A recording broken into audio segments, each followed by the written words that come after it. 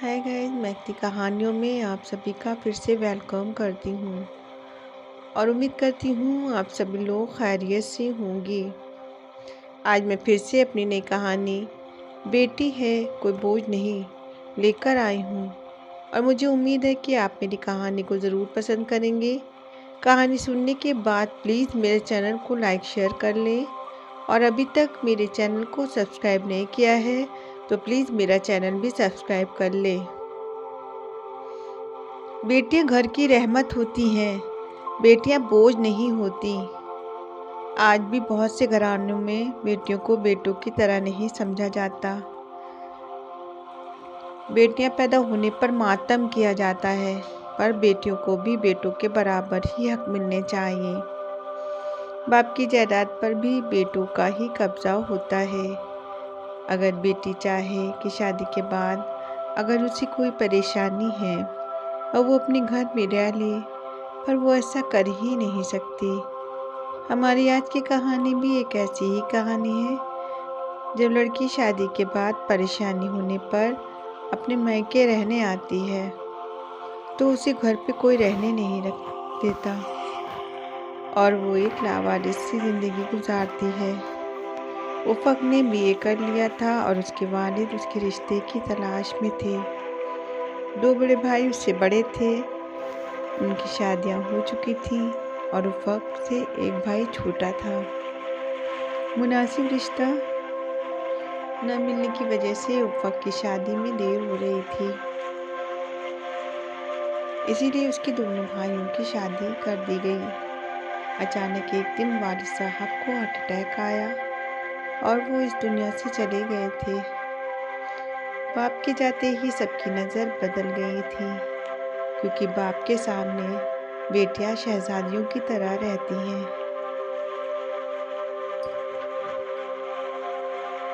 वालिद के इंतकाल के कुछ ही दिन बाद उसके लिए एक रिश्ता आता है। दोनों भाई अम्मी से कहते हैं कि अब आखिरी रिश्ता है, इसके बाद कोई रिश्ता नहीं आएगा। उफक की उम्र बढ़ती चली जा रही है। बड़ी भाभी शाहाना भी अम्मी से कहती हैं, हाँ अम्मी, अब देर ना करें, अब शादी कर दें। फिर लड़के की ज़्यादा जांच पड़ताल न कर वो लोग उफक का रिश्ता साहिब के साथ कर देते हैं। पर ये क्या पहली बार ही उफक उसे देख समझ जाती है कि साहिब कम दिमाग का था। वो अपने घर पर भी बताने की कोशिश करती है, पर उसकी कोई नहीं सुनता। उसके तीनों भाई तो अपनी अपनी जिंदगियों में ही मगन थे। उफक जब मैके में कुछ बताती तो उसका कोई नहीं सुनता था। उफक को धीरे धीरे ये अंदाज़ा होता चला गया कि साहिब तो पूरा पागल था और उस पर दौरे भी पड़ते थे। वो अक्सर कभी कभी रात में उसके पास आकर लेट जाता, कभी कभी उसका गला दबाने लगता और मारता पीटता अलग से था। साहिब के घरवाले भी ऐसा करने पर उसे कुछ न कहते थे। इसी बीच वो प्रेग्नेंट हो जाती है, पर इस बात का पता जब साहिब के घरवालों को चलता है, जिसमें उनकी माँ थी, बड़ा भाई था, भाभी थी, वो ये मानने को तैयार ही ना थी कि साहिब का बच्चा है। कहती हैं साहिब तो दिमाग से खुद बच्चा है, वो ऐसा कर ही नहीं सकता। उन लोगों ने साहब की शादी तो बस इसी वजह से कराई थी कि उसकी देखभाल करने वाला घर पर कोई हो। उफक की जिठानी ने सबको ये पट्टी पढ़ाई थी, क्योंकि वो लोग ज़्यादा पैसे वाले ना थे। साहिब, उसकी बीवी और अब बच्चे का खर्चा सब उसी के शौहर को ही उठाना पड़ता, इसलिए वो उफक को सभी लोग मिलकर घर से निकाल देते हैं। उफक अपने घर वापस आ जाती है। वहीं पर उसकी बेटी पैदा होती है, पर घर पर भी भाभियाँ उसका जीना मुश्किल कर देती हैं। ताने दे देकर उसे परेशान किया करती थी कि वो ससुराल में तो गुजर ही न कर पाई। हम लोग क्या ससुराल में नहीं रहते? उफ़क की अम्मी भी कुछ ना बोलती थी क्योंकि वो भी भाइयों के ऊपर ही थी, बीमार थी। फिर भाभियाँ भाइयों से कहती हैं कि इसे जाकर इसके ससुराल छोड़ कर आए।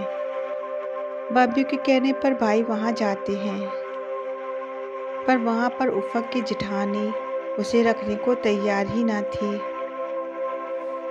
वो लोग अपना सा मुँह लेकर वापस लौट आते हैं। भाई कहते हैं कि अब इसे यहीं रहने दो, घर पर काम वगैरह करके तुम लोगों का हाथ बटा लिया करेगी।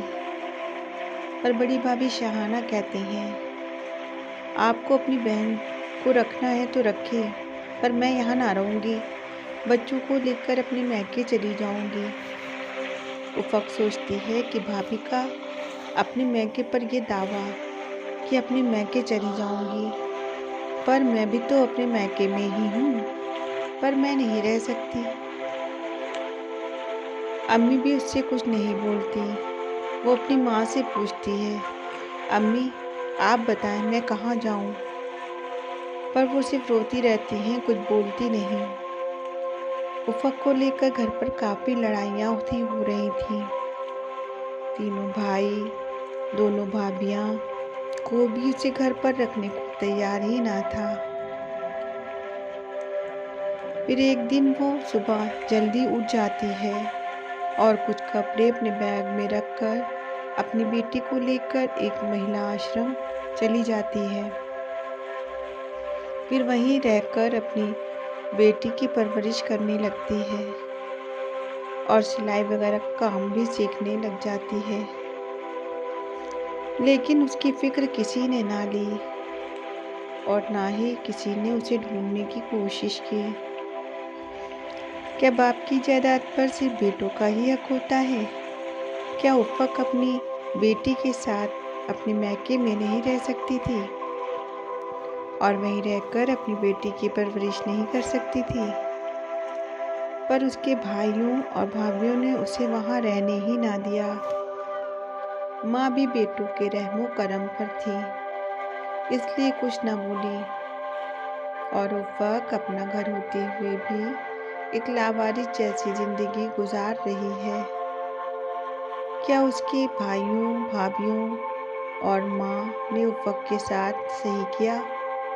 कमेंट सेक्शन में लिखकर अपनी राय ज़रूर दें।